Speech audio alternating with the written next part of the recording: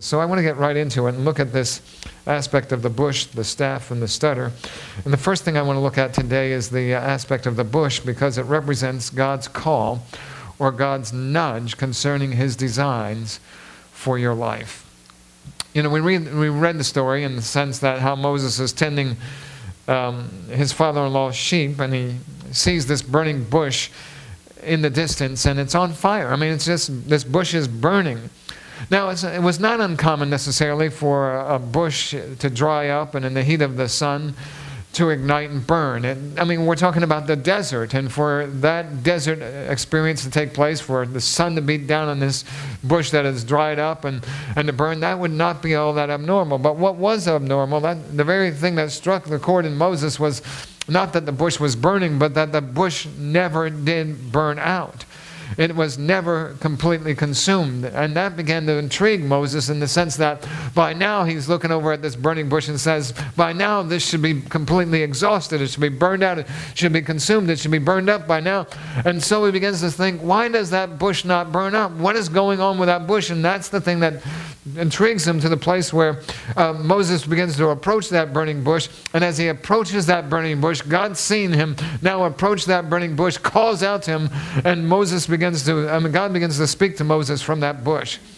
And it became the means by which God calls Moses and nudges the heart of Moses to do something beyond that which involved Moses' own world.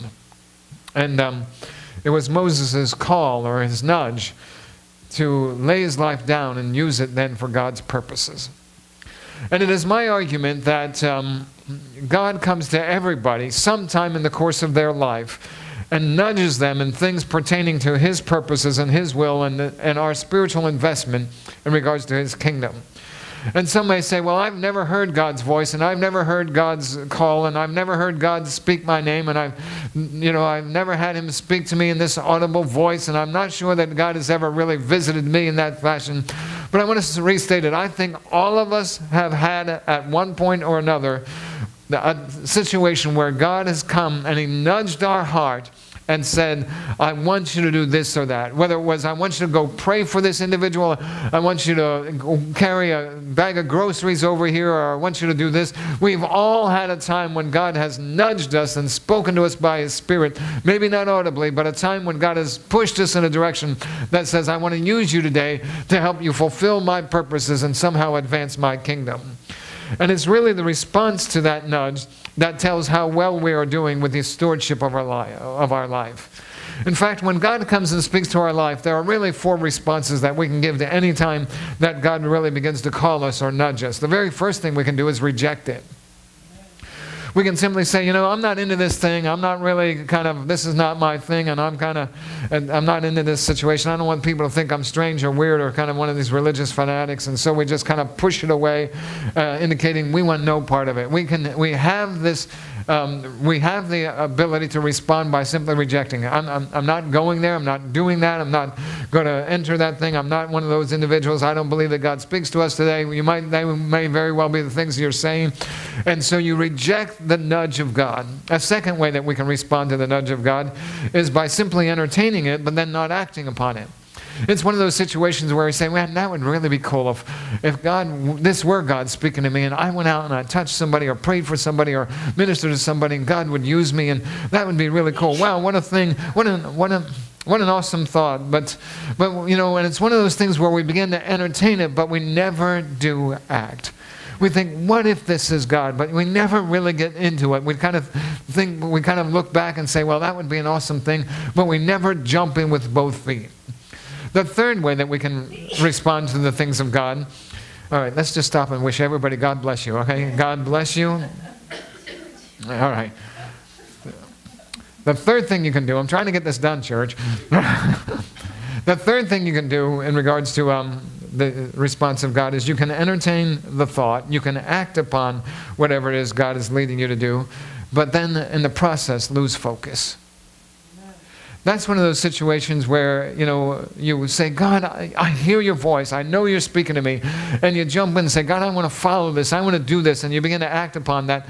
But in the course of time, it somehow just doesn't have the same kind of flair to you. And after a season of time, it just doesn't hold the same meaning. And along the way, your passions fail. And you just think, man, I'm just not into this. I didn't know it would be so much work. And you just give up short of the finish line, where you entertain it, you begin to act, but then you just kind of throw up your hands and say, what's the use? And you just kind of stop.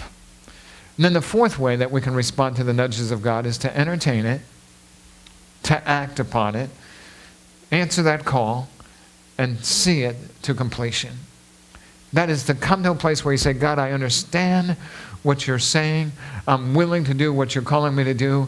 And you begin to actually do it. And then you come to a place where you sense that when you've done, you say, man, that was just God in my life.